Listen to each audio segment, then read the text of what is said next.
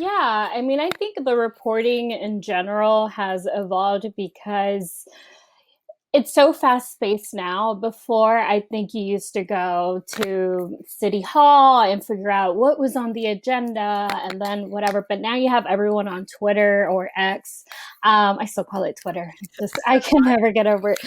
You have, at least when it comes to local news, you have APD, or here APD, so the police department, tweeting out, what homicide they're investigating, where before you used to actually go through maybe like your local newspaper and see, hey, because they're the ones that did the boots on the ground reporting before TV. And now it's like social media has really amplified like what the stories are going to be covered. And the same goes for sports. Like, you have rumors, you have transfer rumors, you have, press releases that tell you certain things, and you think you're gonna cover this angle, for this match, but then it's like, oh, your captain actually is injured, so now we need to switch gears and prep. And if you weren't prepared and really don't follow the team, then you're going to be like, okay, I need to come up with I need to start researching and come up with something on the spot. So I think now it's stressful. If you have anxiety, make sure to, take your turkey tail or lion's mane. I'm such a holistic person. So to make sure to take all that so you can just be relaxed and kumbaya. But yeah, I think in that aspect of reporting digitally, having a platform, I think it's essential. I mean, if you don't have a social media, a TikTok, then you are really, I think, you're falling behind, because you can reach so many people outside of just your local area. So that goes for all departments in journalism. When it comes to TV, streaming it, I've seen a few newscasts getting streamed through Facebook now. Yes. And so, I had a conversation a few years back, with a engineer at my station, my former station, and I was telling him what's going to happen to TV. I'm like, I just don't feel like no one's tuning in to 5 and 10 p.m. anymore.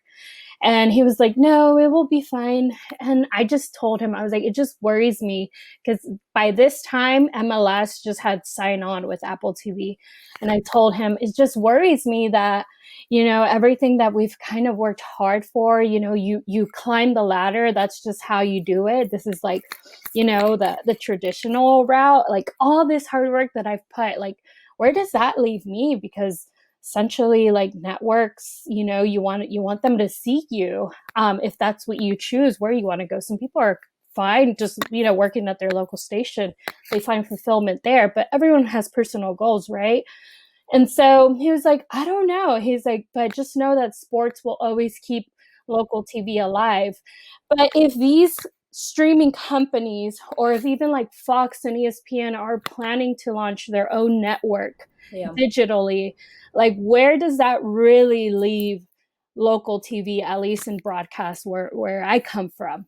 So it's a big question, and I've talked to professors here at UT Austin, and they're trying to figure out how they can implement social media reporting, kind of like an influencer as well. And back in the day, back in my day, it was like not an okay thing to do. Like, you don't want to be the story, you don't want to be the person in front of the camera where people want to see you. You want to be able to tell the story.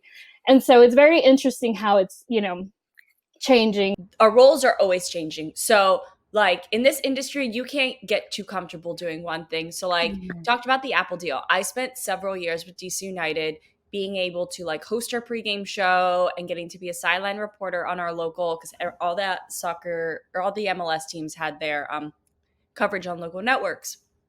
And then when Apple came, all of that changed. So no teams are doing their own coverage anymore.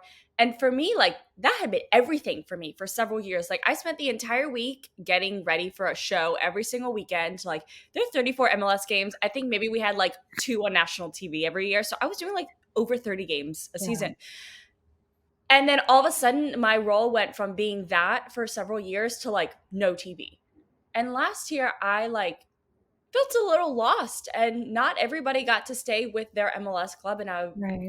and I was very lucky to be able to stay with DC United, and they kept me on because they still saw where I could fit with the club in different aspects. But like, if that's all I had known, if that's all I had ever done, I don't know what the heck I'd be doing right now. But luckily, it's like in this industry, you have to be able to do multiple things. You have to be able to film and edit. Like, I would film and edit my interviews as well for social media. Like, be able to, I don't know, keep up with the TikTok trends. I created lots of TikToks for DC United yesterday. Like, you have to find different ways to survive in this industry, because you probably, very good chance, 99% chance, you will not be doing the same thing for your entire career. Whereas someone who works like in banking or something, I don't know, I've never, maybe I'm wrong, but like Mhm. more of that 9 to 5 job, you could be doing literally the same job every day for the rest of your life. In this industry, you don't. So you really have to learn to adapt.